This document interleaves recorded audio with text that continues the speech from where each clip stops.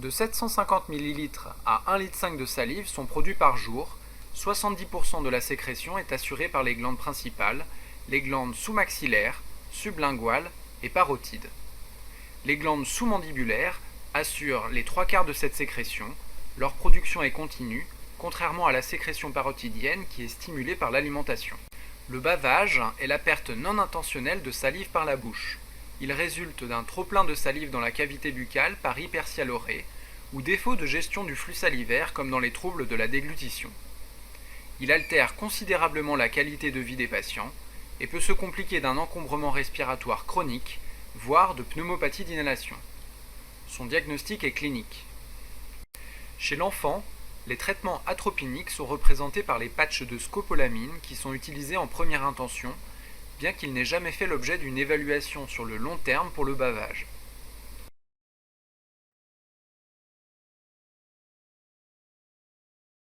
La toxine botulique de sérotype A inhibe le relargage de l'acétylcholine dans la jonction neuromusculaire du système parasympathique responsable de la sécrétion salivaire. Ces effets persistent de façon variable chez les patients, de 2 mois à 1 an. La toxine botulique n'a pas l'AMM dans la prise en charge du bavage, mais elle est en pratique couramment utilisée. Il n'existe pas de recommandation posologique. Les doses habituellement injectées sont de 20 milliunités dans chaque parotide et de 30 milliunités dans chaque glande sous-mandibulaire. L'anesthésie locale par pommade EMLA et l'utilisation du gaz Méopa permet de réaliser l'injection dans de bonnes conditions chez l'enfant. Il existe peu d'effets indésirables, surtout liés à la diffusion du produit lors de l'injection, mais ils peuvent être graves, comme une majoration des troubles de l'alimentation. Les injections peuvent se réaliser sous contrôle échographique.